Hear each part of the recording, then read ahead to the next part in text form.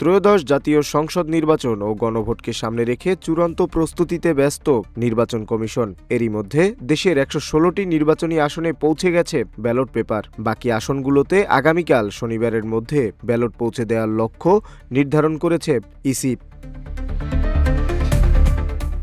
নির্বাচন কমিশনের তথ্য মতে এবারের নির্বাচনে মোট ১২,৭৭,১১,৭৩৯ জন ভোটার তাদের ভোটাধিকার প্রয়োগ করবে। এর মধ্যে পুরুষ ভোটার ৬,৪৮,২৫,৩৬১ জন এবং নারী ভোটার ৬,২৮,৮৫,২০০ জন। তৃতীয় লিঙ্গের ভোটার রয়েছেন ১,২৩২ জন।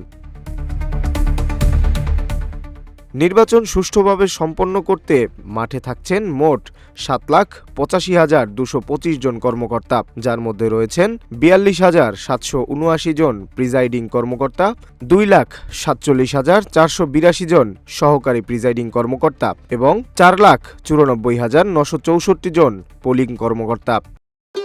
ভবিষ্যৎ হোক নিরাপদ, বিনিয়োগ হোক বিশ্বস্ত, আর আমার পছন্দ সল্ট বে। ওয়েলকাম টু সল্ট বে। পার্বত্য জেলার রাঙামাটি, খাগড়াছড়ি ও বান্দরবনের ১০৮টি দুর্গম ভোটকেন্দ্রের জন্য নেওয়া হয়েছে বিশেষ উদ্যোগ।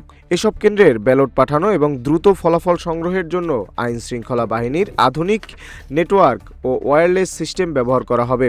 রাঙামাটির ২০টি, বান্দরবনের ৪৬টি এবং খাগড়াছড়ির ৪২টি কেন্দ্র এই বিশেষ ব্যবস্থার আওতায় থাকছে। নির্বাচনকালীন নিরাপত্তা নিশ্চিত করতে প্রায় ১ লাখ সেনা সদস্য মোতায়েন করা হয়েছে। এবারই প্রথম দুর্গম এলাকায় ভোটারদের নিরাপত্তা ও আস্থা ফেরাতে কেন্দ্রের আঙিনা পর্যন্ত টহল দেওয়ার অনুমতি দেওয়া হয়েছে সেনা সদস্যদের।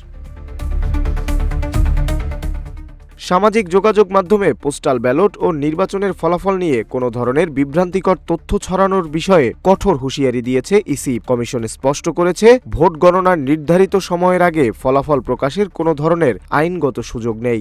গুজব ছড়ালে দায়ীদের বিরুদ্ধে প্রচলিত আইনে ব্যবস্থা নিতে কাজ করছে সাইবার মনিটরিং টিম।